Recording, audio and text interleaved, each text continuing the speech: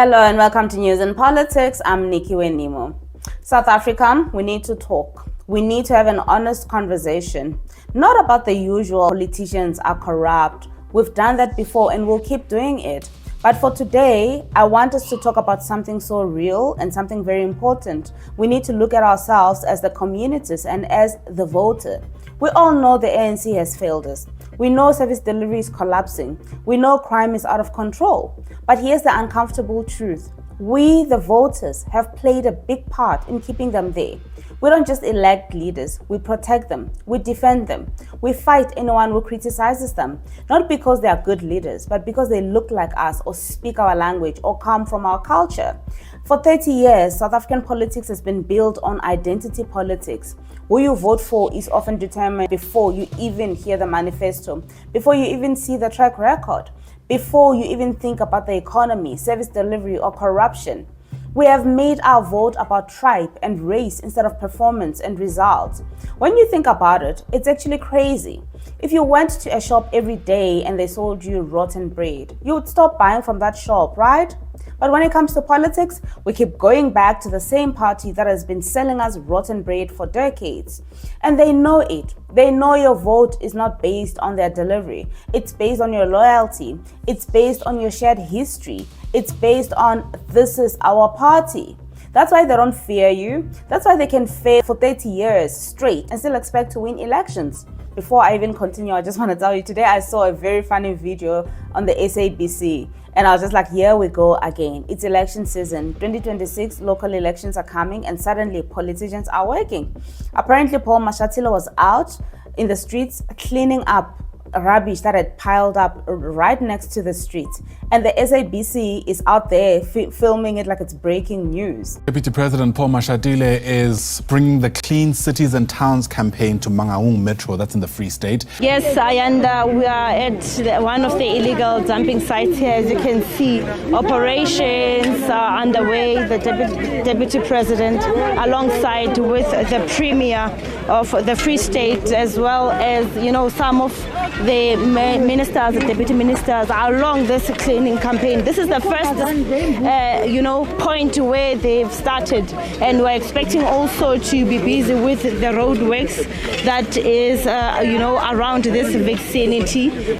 My question is, where were the cameras last year?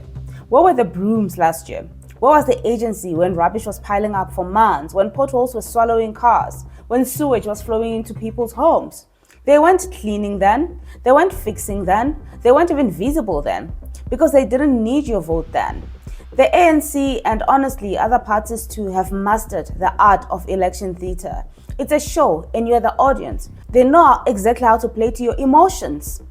Fix a few potholes, paint a school wall, hand out some blankets, throw a community braai, bring a celebrity to perform and dance on stage. And then the biggest weapon in their toolkit, the identity card. They will stand there and say, don't forget who fought for your freedom. Don't forget which party represents your people. Don't let outsiders take over your country. And just like that, they hook you. It's ridiculous. It's very bad. And let's be real, most people in South Africa don't vote for a manifesto. They don't vote for a 5-year plan. They vote for a surname. They vote for a mother tongue. They vote for someone who looks like them. And this was proven when Jacob Zuma left the ANC and started the MK party. How did they get a million votes in such a short time? Not because of policy, not because of a proven track record in service delivery. It's because Jacob Zuma is Zulu, and so are many of their supporters and voters.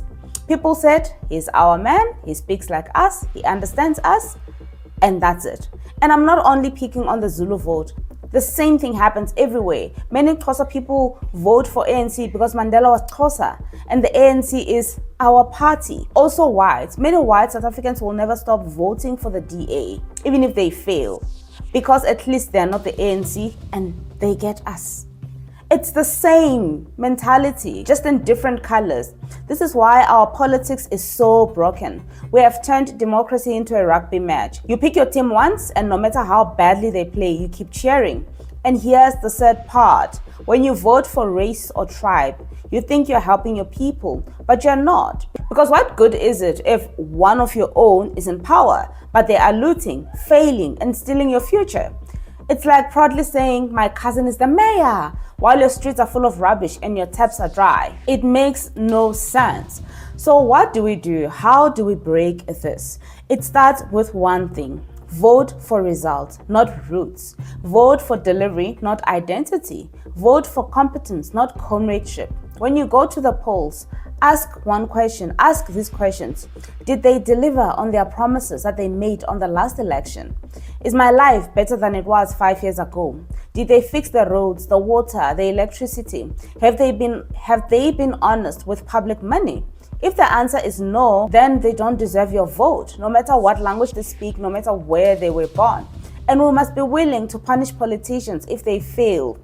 Vote them out, even if they are your favorite party, even if you feel loyal to them. That's the only way they will start fearing you. That's the only way they will stop using you. Because at the moment, they don't fear you. They know you'll still be there on voting day, clapping, dancing, wearing their colors, defending them against criticism. They know they can loot today, clean your streets tomorrow, and you'll still put that X next to their name. We must change that.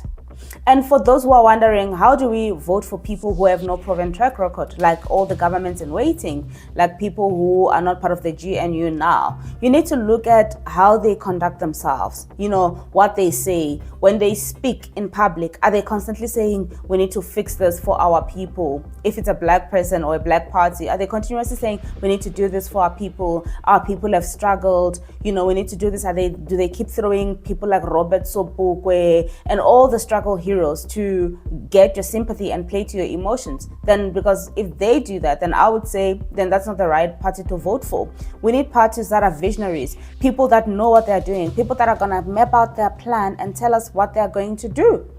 People that are focused on building the future instead of highlighting the past. The past is in the past. We cannot change it.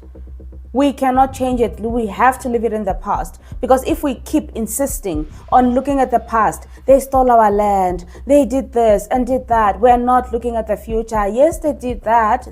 They did that. What is the plan? How do we fix it? Because chanting, kill the Boer, kill the farmer, doesn't change anything. Look out for words like that. Like if someone keeps saying our people this and that, our people that, and they keep saying white monopoly capital, they keep scapegoating white people, then you just know those people are not visionaries. They have no vision or no plan for your future and for the country. We need to drop people like that. Do not vote for people like that. Other parties will scapegoat foreigners. They'll keep saying illegal foreigners this, they're stealing our jobs, they're doing this and that. But no, man, illegal foreigners, wouldn't be here. The people who are in charge and have been in charge for years have taken action to protect our borders, to deport illegal foreigners, and to do whatever they can to protect the South African interest.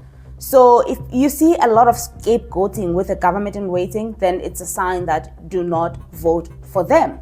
So here are my final points, right? We cannot fix this country if we keep voting like we're voting in a family reunion. We cannot fix this country if our main question is, does this leader look like me? It must be, can this leader fix my life? Because if we keep voting for race, we'll keep getting poverty. If we keep voting for tribe, we'll keep getting corruption. If we keep voting for identity, we'll keep getting decay. It's time to stop being loyal to failure. It's time to make them work for your vote. It's time to make your vote a weapon for change, not a gift for the same people who have been destroying your country. Otherwise, 5 years from now, they'll be back with the same brooms, the same promises, the same t-shirts, and the same lies, fooling you and stealing your money. I'm Nikiwe Nemo. This is News and Politics.